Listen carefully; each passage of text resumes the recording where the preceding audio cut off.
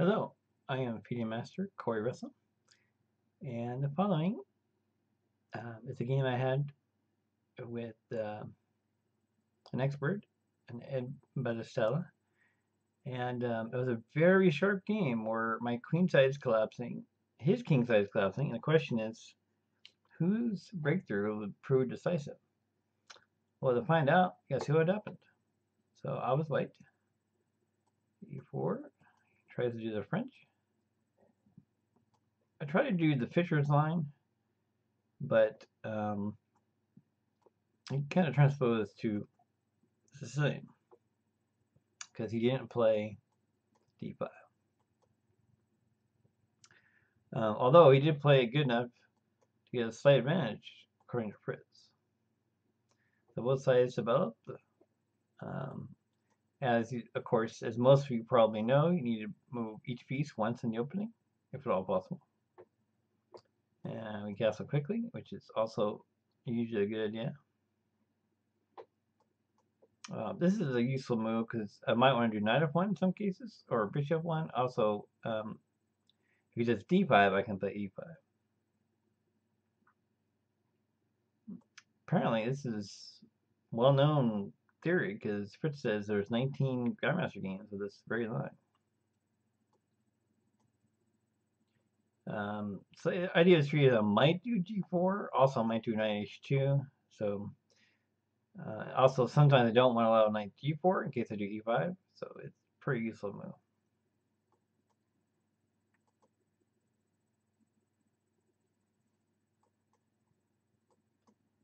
So I'm trying to provoke b5 because then I can get knight c4 to my knight. But he said nope. I'm like, all right, fine. So take his pawn.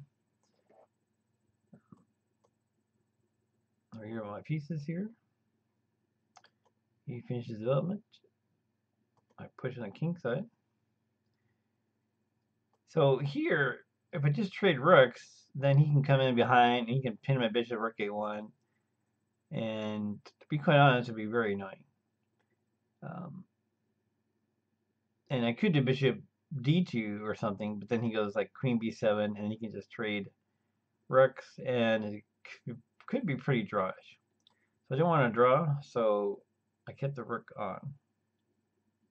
This way he can't get to my 8th rank. Get my pieces out here.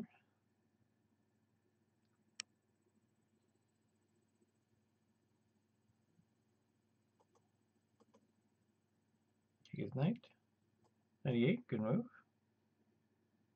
First even gives him an excellent for that. So the idea of this, of course, is I want to get knight g4 in if I can.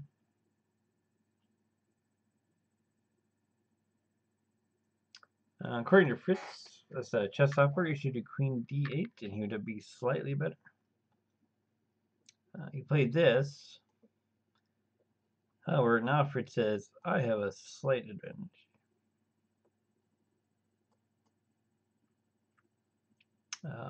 Personally, I don't know why he doesn't just do g-take. Seems like that would be safe, but and of course I can't take his knight because then bishop take and then his bishop e7 is protected, so there's no trick there. So I get my pieces out.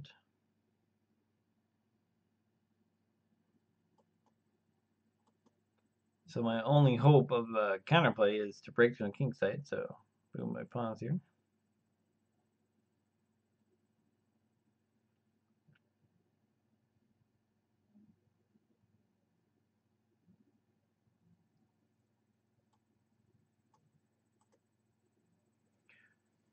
First gives me an excellent for the move. My bishop h4 was threatened. And this seems like the only good way to defend it. So I'm going to sack a pawn to try to get an attack.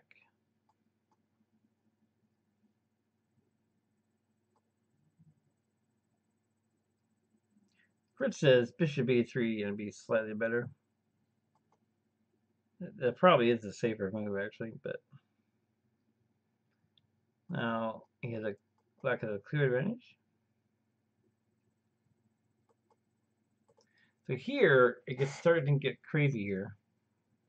Basically, I'm hoping my breakthrough is decisive, because if it's not, his queenside pressure is going to be decisive.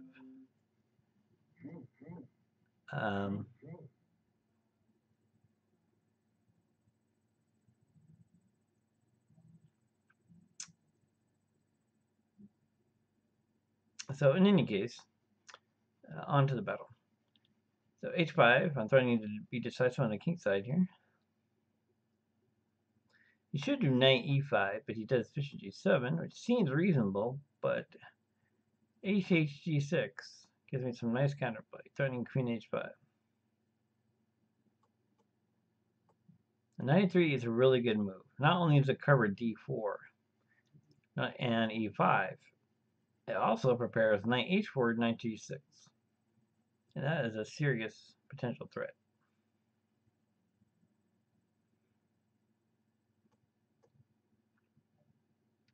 And computer says I should do knight h4, and I did see knight h4, but I wasn't sure if that was going to work or not.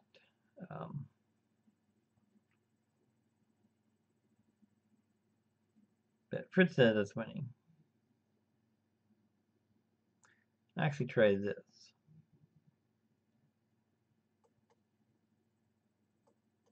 Of course, not d2, because bishop c3 would skewer me.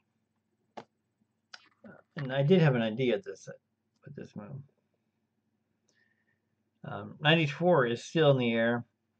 Fritz mentions that black needs to defend precisely.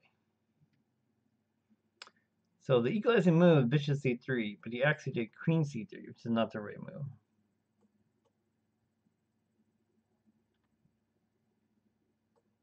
And understandably, he wants to make the room for his king, but I'm afraid there's a serious problem here. Queen e7. And this is the breakthrough move, because it threatens bishop e8 check, threatens knight h5, it threatens queen f8, it threatens all sorts of stuff.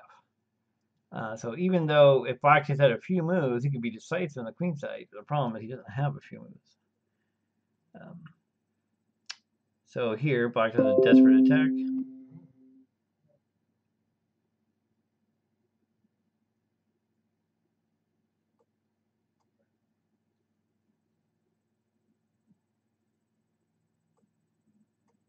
So now this is important.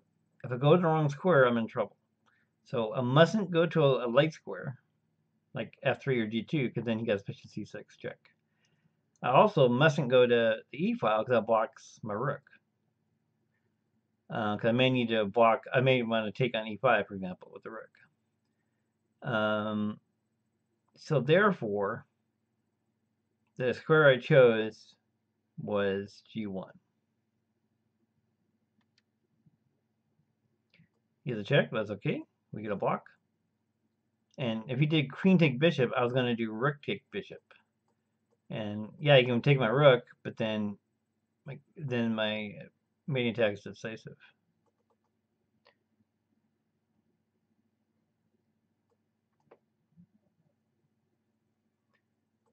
And here, black resigned, because the only move is here, and then queen g8 is made. So there you go. So both sides had a very strong pressure on their respective sides, but in this case, my breakthrough had to happen be first. Always remember that it's when you have races like that, it's whoever's first is going to be the decisive. So economy is key to get your attack first. So anyways, I hope you guys enjoyed this game. I'll see you guys next time.